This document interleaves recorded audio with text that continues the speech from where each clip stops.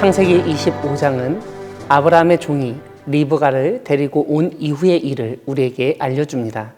오늘 본문 1절을 보시면 아브라함이 후처를 맞이하였다고 알려줍니다. 여기서 후처를 맞이하였다는 것은 그만큼 아직도 아브라함에게 기력이 있었다는 것을 의미합니다. 그러한 점은 2절에서 보듯 이후에 6명의 아들들을 더 본 것에서 알 수 있습니다. 하지만 결국 아브라함도 죽습니다. 7절은 아브라함이 죽은 나이를 알려줍니다. 175세라고 합니다.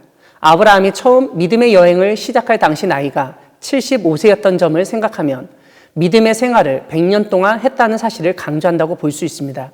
아무튼 이렇게 오래 장수하고 나름대로 완전한 삶을 살았던 아브라함이 죽자 아들들이 장례를 치릅니다. 그런데 9절을 보면 이삭과 이스마엘이 나옵니다. 오늘 본문 앞에서 언급되었던 후처의 아들들은 등장하지 않습니다. 이런 점에서 아브라함의 아들들이라고 다 중요한 것이 아니라 이스마엘과 이삭이 중요했다는 사실을 확인할 수 있습니다.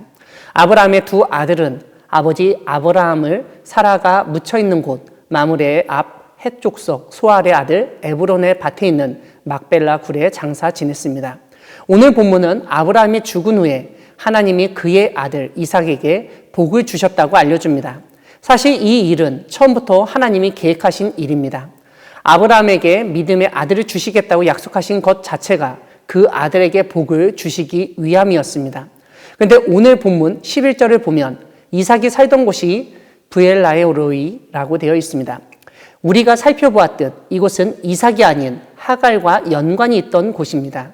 하갈이 사라를 멸시하다가 쫓겨나서 죽을 뻔했을 때 하나님의 사자를 만났던 셈 이름을 브엘라헤로이라고 불렀기 때문입니다. 이렇게 하갈과 연관이 깊은 장소이지만 하갈이 이스마엘과 그곳을 떠난 이후 24장 62절을 보시면 이삭이 그곳으로 옮겨서 거주한 것을 알 수 있습니다. 이렇게 이삭이 거주한 곳을 알려준 후 이스마엘의 족보를 간략하게 알려줍니다. 이스마엘이 낳은 아들들의 이름을 13절 이하에서 알려주는데 16절을 보면 그들이 12 지도자들이라고 알려줍니다. 이것은 17장 20절에서 하나님이 이스마엘에 대해서 하신 약속을 상기시키는데 하나님이 그 약속을 성취하신 것을 알 수 있습니다. 오늘 본문에서 하나님은 가정의 평화를 회복시켜 주시는 것을 볼 수 있습니다. 다름 아니라 아버지 아브라함이 죽었을 때 이전에 그 집안에서 쫓겨났던 이스마엘이 와서 이삭과 함께 아버지 아브라함의 장례를 치루었기 때문입니다. 관계를 회복시키시며 약속을 지키시는 하나님을 믿고 의지하며 나아가는 여러분 되기를 바랍니다. 24장 뒷부분은 이삭의 족보를 보여줍니다. 하지만 이 족보는 우리가 아는 족보와는 조금 다릅니다. 아들들이나 후손들을 줄줄이 알려주는 것이 아니라 이삭이 결혼한 아내와 낳은 아들들에 대해서 알려주기 때문입니다. 20절을 보면 이삭이 40세에 리브가를 맞이하여 아내를 삼았다고 알려줍니다. 그런데 21절은 이삭과 리브가에게 있었던 하나의 문제를 우리에게 알려줍니다. 다름 아니라 리브가가 임신하지 못하였다는 것입니다. 그런 가운데 이삭이 자기 아내 리브가를 위해서 하나님께 기도하였다고 알려줍니다. 21절 뒷부분은 하나님이 그 이삭의 기도와 간구를 들으셨다고 알려줍니다. 하나님이 들으셨다는 것은 단순히 누구 말을 듣는 행위만을 의미하지 않습니다. 이것은 그 말을 듣고 그 말에 대해 응답하시는 것까지 포함합니다. 하나님이 이삭의 기도와 간구를 들으시니 이삭의 아내 리브가가 임신하였습니다. 그런데 이렇게 기도에 응답받았을 때 이삭이 미처 생각하지 못한 일이 벌어졌습니다. 이삭은 아내가 임신만 하면 된다고 생각했습니다.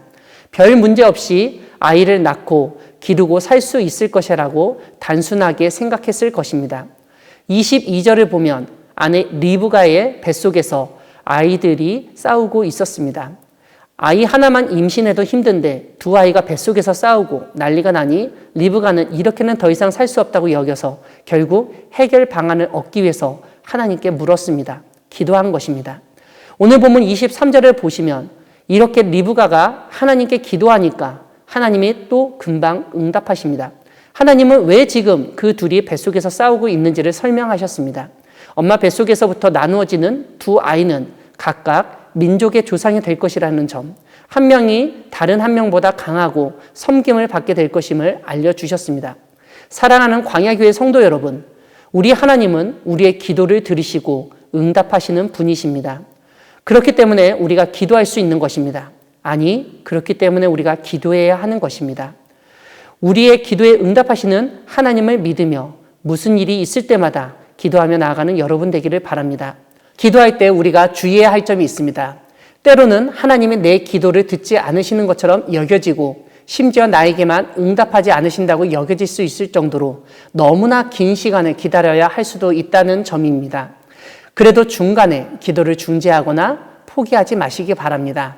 하나님의 응답을 믿으며 어떠한 어려움 가운데서도 하나님의 응답하심을 기다리는 여러분 되기를 바랍니다. 아멘.